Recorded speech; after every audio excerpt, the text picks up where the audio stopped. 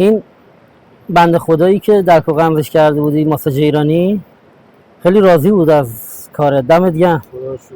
کلاس بعدیت که 22 و 23 جمعه شنبه است. خب به سلامتی ان شاء الله. من استاد یه سوال. جان. ما چطور میتونیم از شهر حال گرفتن متوجه باشیم که کدوم مهره یا دیسک دچار مشکل شده؟ ببین در اصل که ما دخالت در امور پزشکی که جزو وظایفمون نیست، اما به عنوان درمان مکمل و به عنوان ماساژ برای اینکه یه خورده درد و آلام به قول معروف گفتن کلاینت پایین بیاد، یه روشی وجود داره میگن که زمانی که خصوصا اون بحث آرتروز و مسائل این چنینی، به این صورته که هر کدوم از مهره های ما روی بخشی از بدنمون تاثیر میذاره. ترکی در چشم. بعد مثلا مهره دوم میتونه روی بخشی از بدن تاثیر بذاره، گردنی سرویکال. مهره هفتم روی بخشی تاثیر میذاره. یه مثال بزنید که بگی مثلا چه؟ آره مثلا مهره هفتم روی تیروئید و روی گلو، روی لکنت زبان و مسائل این چنین تاثیرگذاره. کمکاری یا پرکاری تیروئید نقش. حالا اونا بحث آزمایشگاهی اصلا ما ورود نمی‌کنیم توش، خب ولی از روی اینجور مسائل میشه این کار رو کرد و میتونیم تو شرح حالگیری میتونیم متوجه بشیم که مثلا این بخش به کدوم قسمت مربوطه و چه اتفاقی افتاده که این درد آرس شده. تو شرح حالگیری معمولا ولی این مطقم نیست دیگه، میدونی که حتما باید پزشکی مسئله رو روش کار بکنه و باید حتما آزمایشات وجود داشته باشه، عکس ام‌آرآی، عکس میلوگرامی، مسائل این چنینی باید حتما توش دقت بشه دیگه. آره از روی نبیه میشه. آره اتفاقا اون این که گفتین جایگاه ارگان ها از روی ستون فقرات روی نبیه، روی توقعت ها جایگاه داره که اعصاب ارگان ها چجوری وصل میشه، از کجا متوجه بشیم کدوم مهره به کدوم ارگان اعصابش متصله.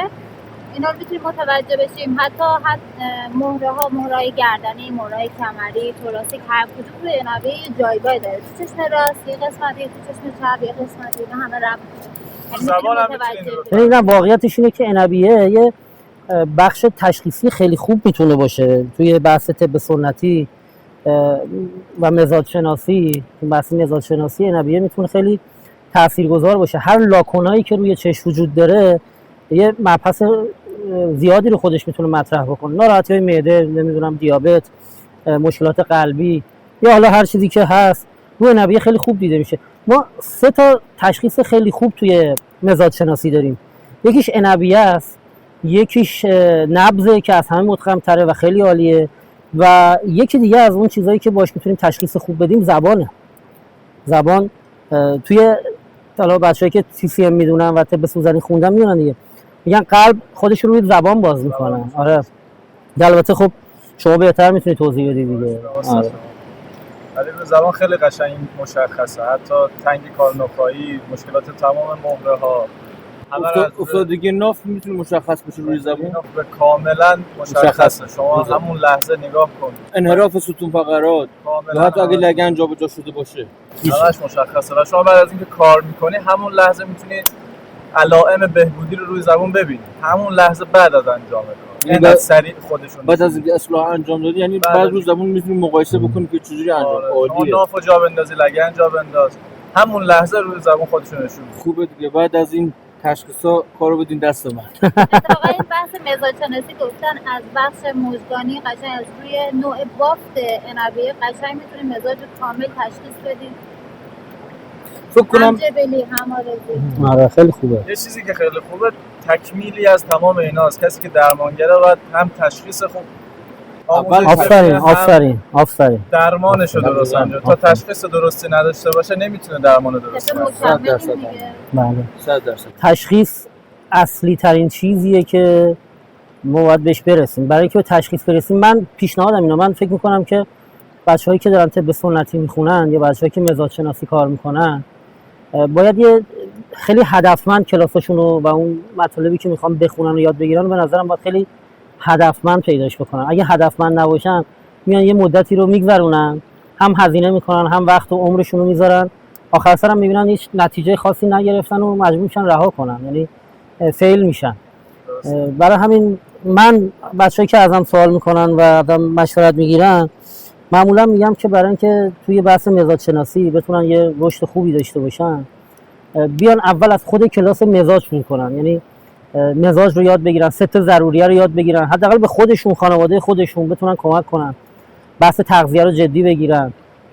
اصلا مگه میشه که یه نفر بخواد وارد عرصه مزاج شناسی و طب سنتی بشه گیاهان رو نشناسه، مزاج گیاهان رو ندونه، متوجه نباشه که چه گیاهی تو چه اقلیم سرزمینی میتونه کمک کننده باشه. دقیقاً توی درک و قبض هم ماساژ ایرانی ما از این شروع میکنیم. آره خیلی عالیه. آره، از اینکه مزاج‌ها باید شناخته بشه، نوع روغنی که می‌خوایم استفاده کنیم برای بر فصلی که هست، اون هر فصل هم یه مزاج داره، هر شهری یک مزاجی داره، برای روغن‌های مخصوص استفاده بشه. اتفاقا توی ماساژ هم تو کاربر ماساژ هم ما اینو میگیم، راجع به روغن‌ها خیلی صحبت میشه. جدا از این بحث به نظر من از اینکه بچه‌ها تخصصی کار بکنن توی درسته، حالا رشته‌های طب سنتی طب مکمل باید اکثرشون بلد باشن، ولی از اینکه میخوان شروع کنن رشته پایش مزاج شناسیه، ولی خب از اینکه چه رشته انتخاب کنن تخصصی کار کنن. اکثر بچه‌ها یهو هجوم میبرن به رشته‌ها، بعد یهو خودشون نمیدونن چی کارن و شغلشون چیه. اگه تخصصی مثلا بیان نمیدونم راجع به فقط سیاتیک توی گیاهان، ماساژ یا هر چیزی که به سیاتیک ربط داره، یه نفر بیاد فقط سیاتیک کار کنه، یکی بیاد فقط یه ارگان تخصص داشته باشه، به جایی که مثل یه پزشک عمومی خودشون شغلشون رو ندونن، یعنی رو همه چی بیان کار بکنن. آره دقیقاً همینطوره. یه دریایی باشه که عمقت 5 سانت باشه. آره ولی وسیع باشه. آره مثلا بیان تو لاین ماساژ تخصصی کار کنن یا تو لاین گیاهان، یا رشته‌هایی که میتونن در کنار پزشکا کار بکنن. حتی خیلی راجع به مدارک نمیدونن که چه مدرکی بگیرن، تو چه رشته‌ای چه مدرکی داره. خب لاین ماساژ و گیاهان و مزاج شناسی مدرک فنی حرفه‌ای داره. اصلا معتبرترین مدرکی که الان همه جا وجود داره، چه در ایران چه در خارج از کشور، مدرک فنی حرفه‌ایه و من احساسم اینه که بچه‌هایی که با مدارک دیگه میخوان وارد بشن، خب هم به لحاظ قانونی هم به لحاظ حقوقی خدای نکره خودشون رو درگیر مسائل و مشکلات نکنن. اولا که اصلا دخالت در درمان بزرگترین اشتباه که متاسفانه داره اتفاق میفته.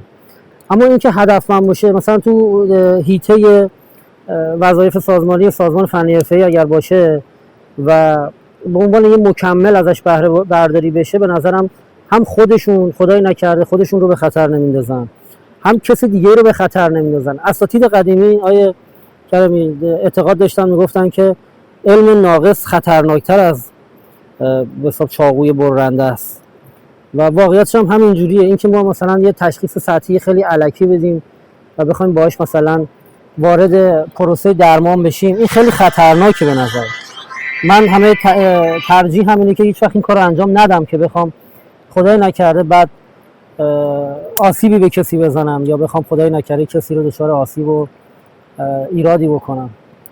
در حال اینا همش برای ما کارما داره دیگه، هر اشتباهی برای ما یه کارمایی خواهد داشت در آینده. خب الان آیه استاد هاشمی، الان کلاس شما بالاخره چندم شد؟ ما یکم تا سوم بهمن است. کلاس زبان شناسی. استاد سلطانی میگه ان شاءالله کلاست پر شده. الحمدلله شکر خدا سر زحمت بشه. بچه‌ها استقبال کردن ظاهرا. با خیلی از دوستان صحبت می‌کردم، میگفتن چرا باید زبان شناسی رو آموزش ببینیم. خب طرف میاد چند تا سوال می‌کنیم، مزاجش رو تشخیص میدیم و شروع می‌کنیم درمان کردن.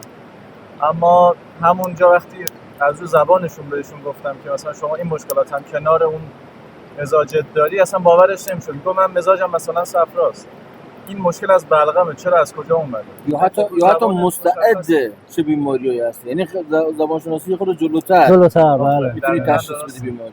شما میتونی جلوتر بیمارتو جلوگیری بکنی، در واقع پیشگیری کن از این بیماری، نذار ایجاد بشه. الان کلاس شما چندم شد؟ 22 و 23. یعنی جمعه و شنبه با امید خدا برگزار میکنم. نه به خاطر اینکه خیلی بچه‌ها قرار بود 2 ماه یه بار برگزار کنم. آها خیلی مخاطب زیاد داری، الحمدلله بچه‌ها دوست دارن و کلاسات پروپیمون، خدا رو سر زحمت بشه. شکر.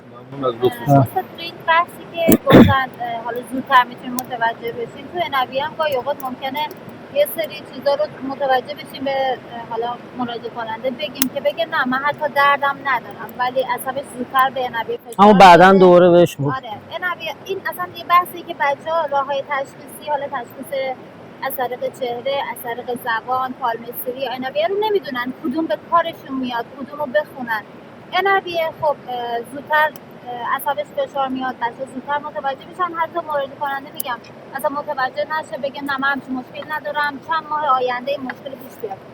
زبان شناسی برای کسایی که خب همون لحظه درمان بشه، همون لحظه هم میتونه تغییر زبانشون متوجه بشه. یا مثلا علم فراست یا چهره شناسی یا شخصیت شناسی به درد عطارا میخوره که وقتی یه مشتری میاد داخل عطاری، آره احسن، سری میگه مثلا شما همچین مشکلی داری، بعد میگم آقای فلان تا منو دید فهمید چمه. بعد یه خیلی از عطارا اومدن NRBA شناسی شرکت کنن، من متوجهشون کردم که وجه قشنگی نداره که یه عطار بیاد از چشم مراجعه کننده که نمیشناسه بخواد عکس بگیره. یا پالمستری هم مثل زبان تو تغییرات متوجه میشه. یه چیزی یادم رفت بگم، استاد سلطانی کلاسش ترکونده تو ماساژا. بله. این سری نگاه کردم دیدم که اصلا ردی نداشتش، خدا رو شکر. دمت گرم، دستت درد نکنه. منم بچه‌ها فکر کنم دختر منه دیگه. نمره‌ش حتما 90 تا 100. خدا رو سرزم مرتبه شکر. این توانایی، خدا رو سرزم مرتبه شکر، توانایی بچه‌ها همه هم تخصصی آره. هم ساده. آره. خصوصا من متوجه شدم که تو بحث آناتومی الان چند وقته که خیلی دقت میکنم میبینم استاد سلطانی خیلی تو بحث آناتومی داره سخت میگیره به بچه‌ها و خب نتیجهش هم میشه کارهای خوب بچه‌ها، امتحان خوب بچه‌ها، نتایجی که بچه‌ها میگیرن. دست درد نکنه واقعا. تو کاربرمزد رشته پایه‌ای ماساژ اکثر اساتید که بچه‌ها رشته تخصصی میرن میفرستن پیش ما، خب توقع دارن آناتومی خوب یاد بگیرن. همین که بچه‌ها تو لاین ماساژ میخوان کار بکنن، آناتومی اگه خوب بدونن دیگه تخصصی بخوان ثبت نام بکنن دیگه قشنگ حرفه‌ای پیش میرن. آره خدا رو شکر. این دست درد نکنه دیگه، دختر با استعداد منه. خدا رو شکر تو مؤسسه هم استاد کرمی هم استاد سلطانی اصلا ناراضی نداشتن تا حالا. خدا رو سرزامتش. اینقدر مطالب کامل میگن که کسی خدا رو سرزامتش. میره بالا سر بیمار واقعا با نتیجه 100% سعی کردم تجربه خودم تو 7 سالی که خودم کار درک و قلب رو انجام دادم، حالا خارج از چیزایی که یاد گرفتم، ولی چیزی که خودم تجربه کردم و دیدم که روشایی رو انتخاب کردم واسه آموزش که دیدم میتونه کار رو راه بندازه، میتونه زودتر به نتیجه برسه، اونا رو انتخاب کردم و هر چی که هم بلد بودم و گفتم. دانشجو میاد برای تجربه شما.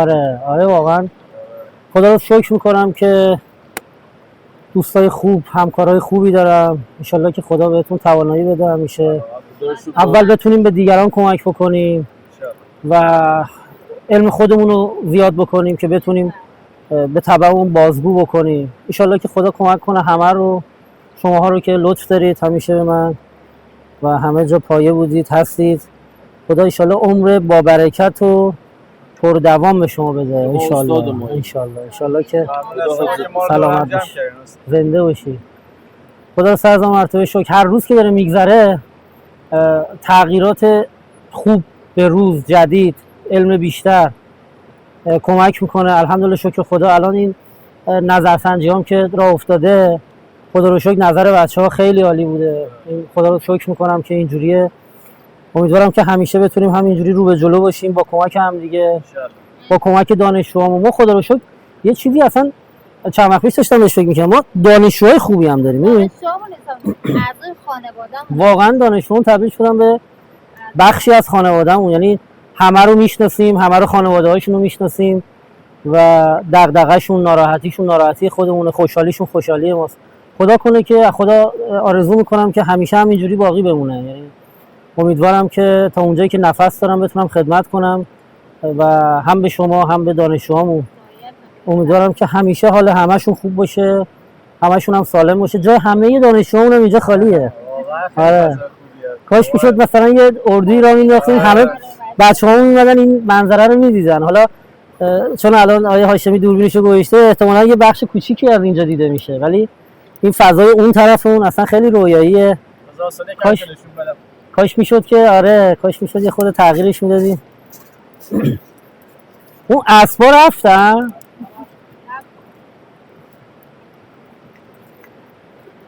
فضای خیلی قشنگیه، خصوصا این آفتابی که توی رودخونه افتاده خیلی قشنگش کرده. از اینکه برای بچه‌ها، یعنی خانواده ایماتک کاری که می‌خوایم بکنیم و به بچه‌ها میگیم حالا توی کلیپ بعدی یا بله حتما این کارو میکنیم. خبر خوش رو بهشون بدیم. بله حتما این کارو میکنیم. حالا یه خبر خوش هم داریم برای بچه‌ها، اونم اینه که خبر الان ندیم دیگه، بذار انجامش بدیم بعد در موردش صحبت. آره اینم به نظرم خبر رو آره به نظرم خبر رو باید به موقعش داد، اینکه کار تموم بشه، کارتای بچه‌ها آماده بشه انشالله و بعد در موردش صحبت میکنیم انشالله. برای همه عزیزان دانشجوهای خوبمون که درسته که اینجا نیستن ولی تو قلبمون قرار دارن، آرزوی خوشبختی و موفقیت میکنم انشالله که حالتون همیشه خوب باشه و همیشه کنار همدیگه باشیم و باعث رشد و شکوفایی و پیشرفت همدیگه باشیم انشالله. با امید خدا. زنده باشید، سلامت باشید، قربونت برم. مرسی.